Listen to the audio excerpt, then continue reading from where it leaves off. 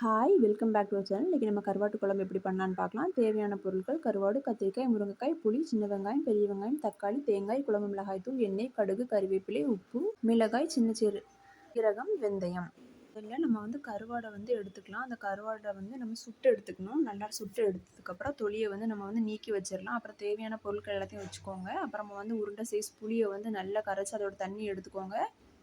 இந்த புளி தண்ணி கூடவே நம்ம என்ன பண்ணுறோம் அப்படின்னா கத்திரிக்காய், முருங்கைக்காய், அப்புறமா தக்காளி, மிளகாய், அப்புறமா குழம்பு மிளகாய் தூள் எல்லாத்தையுமே நம்ம மொத்தமாக போட்டுடுறோம்.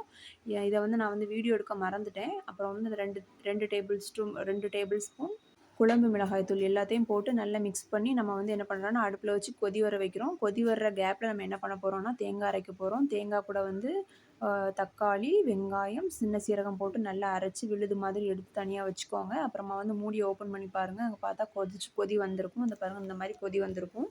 தக்காளி எல்லாமே நல்லா வதக்கணும்னு அவசியம் இல்லை. நம்ம நார்மலாக அந்த மாதிரி போட்டாலே அதுவே வெந்து வந்துடும் நல்லா. இந்த மாதிரி கொதி வந்ததுக்கு அப்புறமா நம்ம அரைச்சி வச்சுருக்கிற தேங்காயை போடுறதுக்கு முன்னாடி நம்ம கருவாடை என்ன பண்ணால் நல்லா வாஷ் பண்ணி எடுத்துக்கணும். 2 டைம் 3 டைம் நல்லா வாஷ் பண்ணி எடுத்துக்கோங்க. ஆனால் ரொம்ப தேய்ச்சி கழுவுனா உடஞ்சி போயிடும். அதனால் லைட்டாக தண்ணி ஊற்றி மேலாப்பில் அலசிக்கோங்க. உப்பு போதுமான அளவு தான் போடணும். ஏன்னா கருவாட்டில் கொஞ்சம் உப்பு இருக்கும். அதனால் குழம்புக்கு கொஞ்சமாக தேவையான உப்பை மட்டும் போட்டுக்கோங்க. அது கொதிச்சுட்டு இருக்கும்போது நம்ம என்ன பண்ணிடலாம் அப்படின்னா, அடுத்தது நம்ம அரைச்சி வச்சுருக்கிற தேங்காயை அதுக்குள்ளே நம்ம கொட்டி நல்லா அதை ஒரே ஒரு டைம் நல்லா கிண்டி விட்டு நம்ம அதை வேக வைக்கணும். பாருங்கள், இந்த மாதிரி தான் இருக்கும். இப்போ என்ன பண்ணணும்னா மூடி போட்டு அதை வேக வைங்க. அதை ஃபஸ்ட்டு ஒரு 5 நிமிஷம் நல்லா ஹையில் வச்சு கொதிக்க வச்சுட்டு அப்புறமா என்ன பண்ணுங்கன்னா சிம் பண்ணுங்கள். இந்த பாருங்கள், இந்த மாதிரி தான் கொதிச்சு வரும். இதுக்கப்புறம் இதை என்ன பண்ணுங்க அப்படின்னா ஒரு 2 மினிட்ஸ் சிம்மில் வச்சுக்கோங்க. அப்போ தான் நல்லா வெந்து வரும். மூடி போட்டு வேக வைங்க. அந்த கேப்பில் நம்ம வெந்ததுக்கப்புறமா நம்ம தாளித்து கொட்டணும். அதுக்கு ஃபஸ்ட்டு ஒரு கடாயில் எண்ணெய் ஊற்றிக்கோங்க. கடுகு, அப்புறமா வெந்தயம், அப்புறமா சின்ன சீரகம் சின்ன வெங்காயம், அப்புறமா கருவேப்பிலை போட்டு நல்லா வதக்கணும். நல்லா பாருங்கள், இந்த மாதிரி வதக்கி வரணும். பொன்னிறமாக ஆகணும்.